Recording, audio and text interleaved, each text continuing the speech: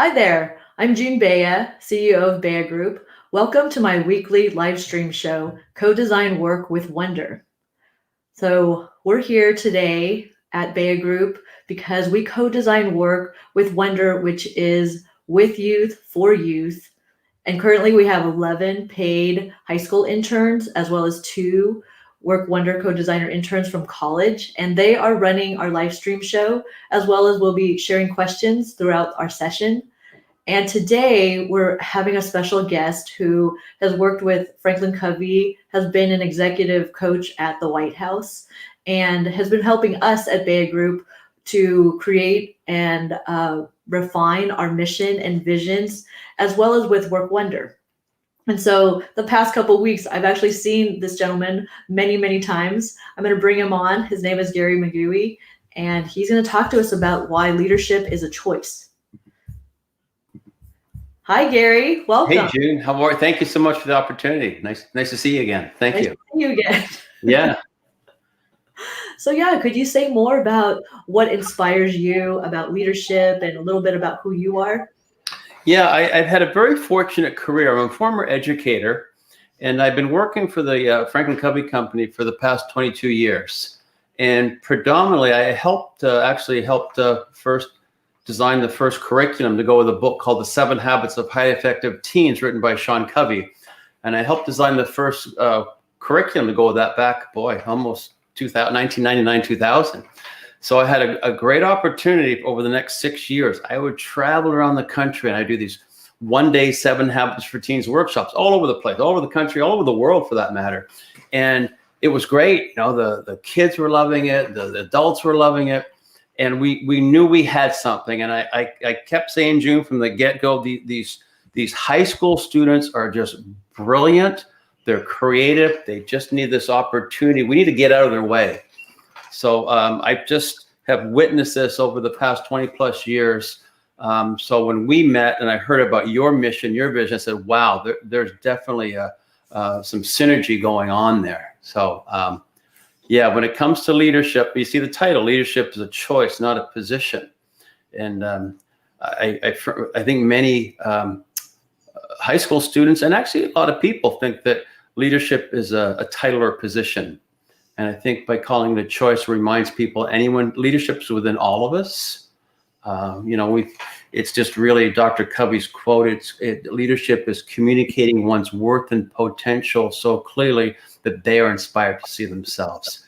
So I get a chance on a daily basis to work with high school students and just listen to their brilliance. So I know we were so fortunate because you actually did a two-day, 3-hour session where 3 hours each session with our team. So we have our team of co-designer interns as well as our BayhaGroup team.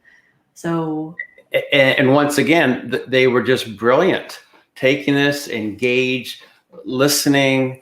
It just gives you goosebumps when you're facilitating these discussions and listening to them. And I think the hardest thing for us is just, like I said earlier, just get out of their way, because and really that's what leadership is. I always say leadership is about release and not control.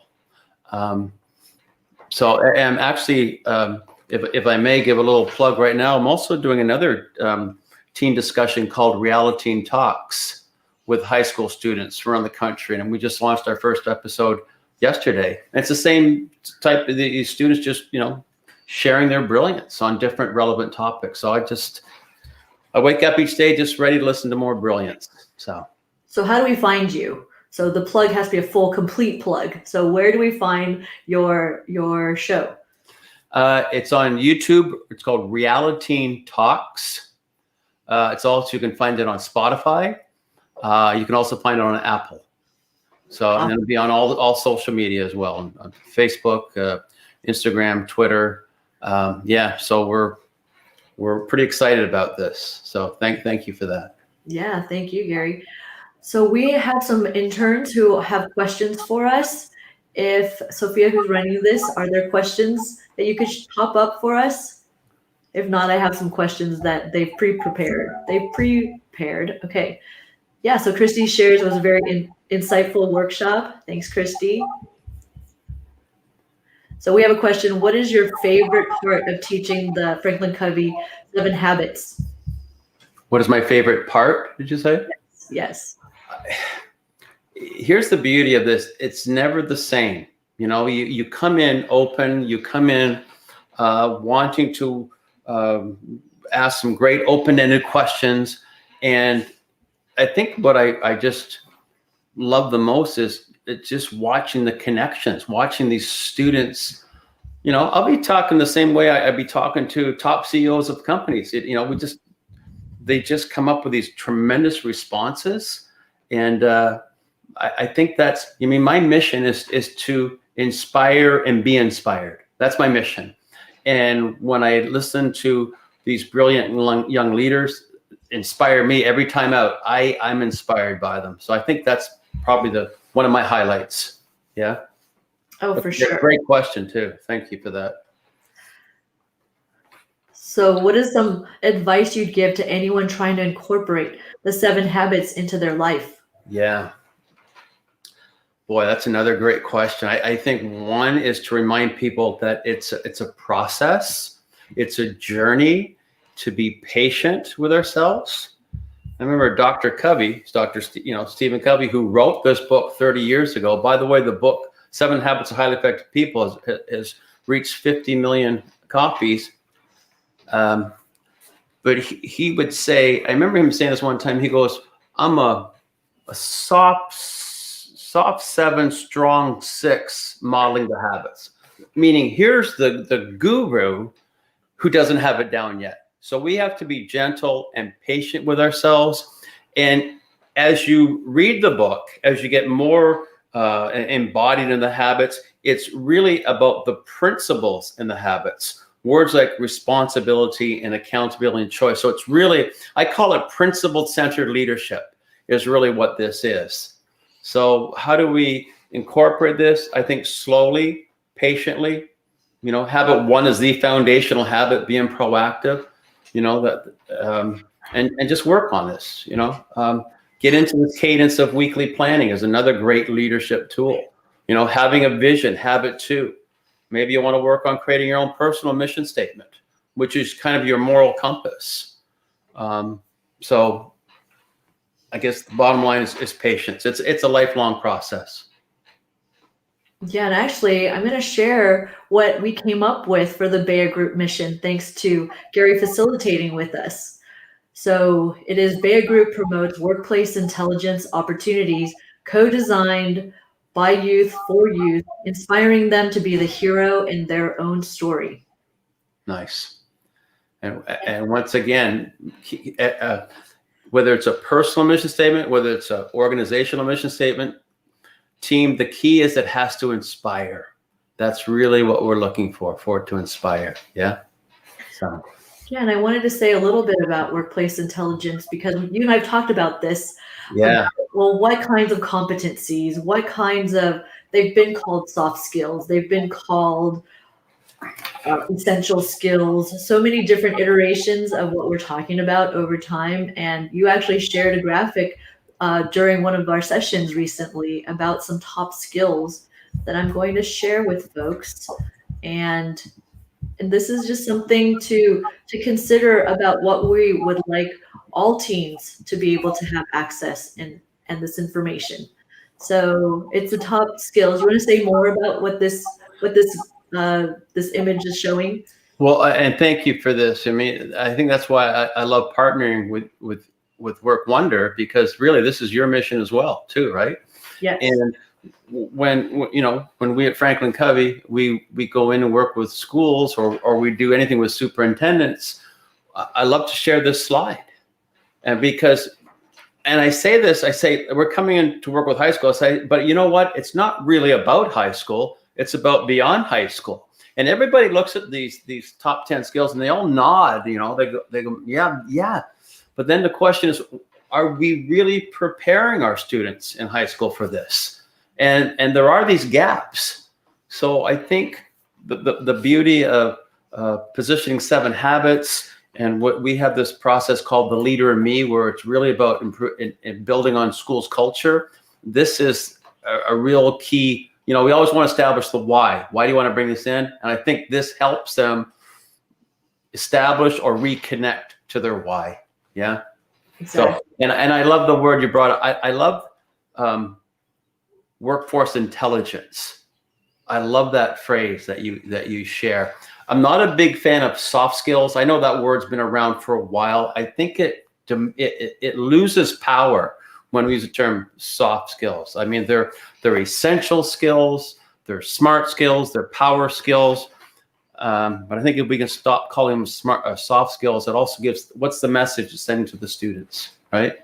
Right, because then are there hard skills versus, and workplace intelligence is something that I feel like is what we've been talking about with leadership development. It is aspirational. There are always ways to keep learning. I want to keep growing in my workplace intelligence, regardless of my role, my whatever position, because those are in development and changing and evolving all the time. And it's something that we really do want to bring to our experiences, the Work Wonder experiences. And so just for folks watching to know, Gary and I have decided to continue the collaboration with bringing the Leadership as a Choice workshops. You actually came to speak with some of our young people that we're working with in one community this week. You're going to come again next week. And yeah, if you could say a little bit more, and then what we have planned this summer. Yeah, well, that's really exciting. I mean, we're hearing about your internship, and the vision is very exciting. And as we're introducing this opportunity to some of your interns or potential interns, and what really is exciting is our opportunity in June, where we're going to be taking the group through the 7 Habits of Highly Effective Teens. It's top of the line, relevant leadership content, and I would say for people at this age to be gaining this content. Now, remember, 90% of Fortune 100 companies train their employees in the 7 habits, right? So I mean, it's so for them to get this now, to get these building blocks, it's just, I mean, our whole Leader in Me process, we teach this to kindergartners as well. It's pretty crazy when you think about it. We're K to 12. My passion is with high school students, because, as you know, they're just so brilliant, and they just take it.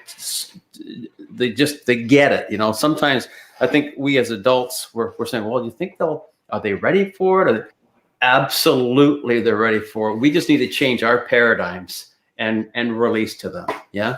Oh my goodness, exactly. It's so much fun just to see what happens. And I actually would love to see if we have any comments from any of our interns who did go through that training. As you're waiting for the questions, I just want to say how, I guess I'll use the word mature the groups were, the comments were. There's Kimberly right there, right? Patience, yeah. Yeah, and they definitely, so they have a question for us. What's the role of self-care in being an effective leader? I think sometimes we almost forget about that role, because we're usually doing things for other people. We're doing this and this, and sometimes we forget about the importance of taking care of ourselves. So habit 7 is called Sharpen the Saw, and it's the habit of daily self-renewal. And I emphasize daily self-renewal, not hit or miss self-renewal. And it's really, really important that we carve out, think of it this way, team. The 1 hour we invest in ourselves will positively impact the other 23 hours. And we break it down. We talk about the body, the brain, the heart, and the soul, 4 parts. And I use, the analogy when you're on an airplane, the flight attendant does this thing with the oxygen mask. And if you're traveling with a young child or an infant, whose mask do you put on first, yours or the child's? You put yours on first. Why? So you can help the child. And that's a good metaphor. The other one I like, sometimes I'll talk about, think of a car, and here's the 4 tires: the body, the brain, the heart, and the soul. And if one tire is flat, the car doesn't run as smooth, or even deflated, the car doesn't run as smooth, and it puts stress on the other 3 tires. So this piece around wellness right now, mental health and wellness, we're dealing with a pandemic, and we need to make sure that we take care of ourselves. We may need to make sure that we get enough rest, that we eat properly, that we make sure we take some time to relax, that exercise, all this common sense stuff that we need to be doing for ourselves. Because the bottom line, you are your most important asset. End of discussion. And we need to make sure we're taking care of ourselves on a daily basis. Yeah. Yeah. I mean, so for me, I worked at a company for 17 years, and I never had a professional development like what we had offered to our team and to our co-designer interns. And it was just really helpful to have that language of the 7 habits, of the quadrants. I always think about, for those of you who have been through the training, that Q2 component. And I think about, okay, I do want to spend more time in that space of being mindful and talking about those are choices that we're making. It just kind of bouncing off that quadrant 2, which we call the quadrant of effectiveness, where all the 7 habits fall. But in the quadrants, it falls under this quadrant of things that are important but not urgent.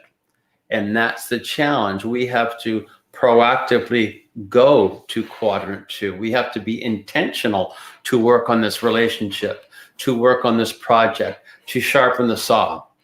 See, the other quadrants will find you, right?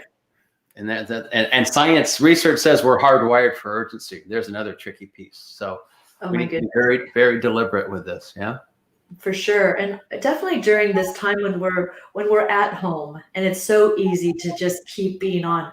I know for me, this past several days has been so many Zoom meetings, just without a whole lot of breaks. And thankfully I have this amazing, this hobby of going to paddle on the bay. And so that's just a huge, and then just to say out loud that this is how I'm choosing to spend my time. This is my quadrant 2 activity, and to have that.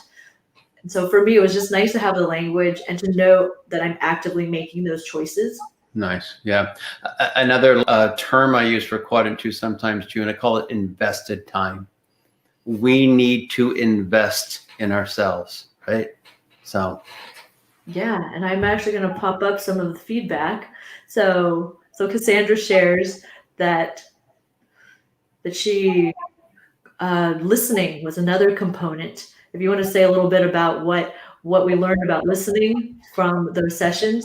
Yeah, this habit 5, which is seek first to understand, then to be understood, right? And this piece around listening, and remind people that for the most part, we as people, we're not the best listeners. We're very good responders.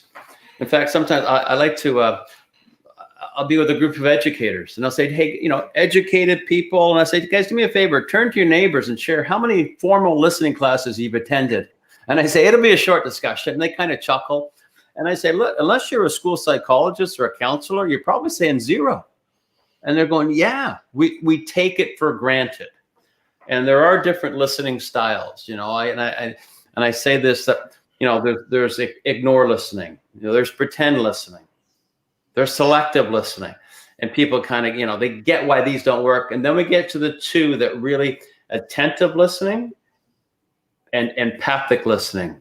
Attentive listening, you're really truly listening with the intent to help figure something out for somebody, right? You're present, you're all good, but you're still there to help fix or solve a problem, which could be a great solution. But when people are emotionally charged up, when emotions are high, that's our cue to become an empathic listener, listening with our eyes, our ears, and the heart. This is the tough part here.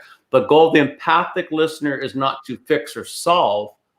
The goal of the empathic listener is to help that person feel understood and bring the emotional level from up here and bring it down here. See, once it's down here, they'll say, Well, what would you do, June? Help me. I want your advice here. They're ready here. They're not ready up here. So it's hard, powerful.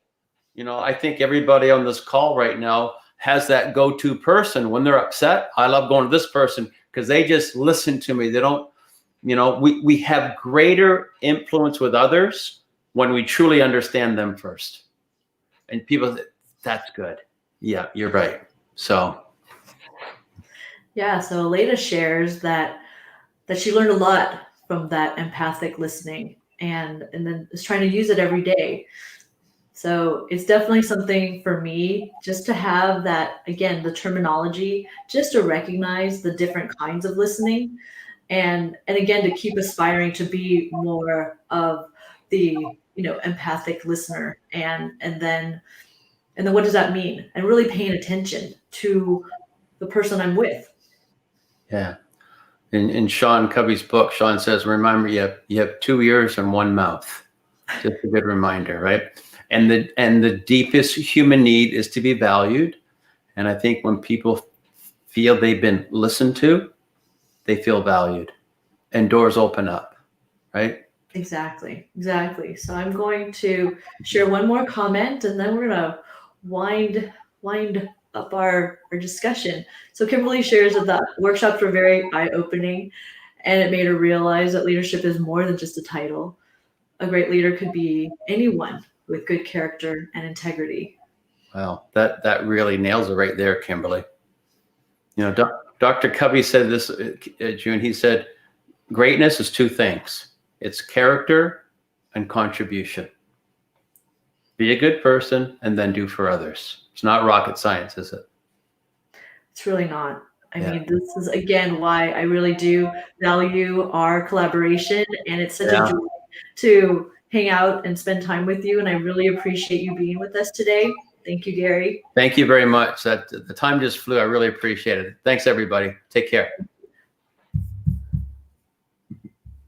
And for next week, we're going to have our intern takeover. So our co-designer interns are going to be running the show. They'll be behind the scenes as well as in front of the camera. They will have a topic they're going to share with everybody. So please come next Thursday, 3 p.m. It's our second intern takeover.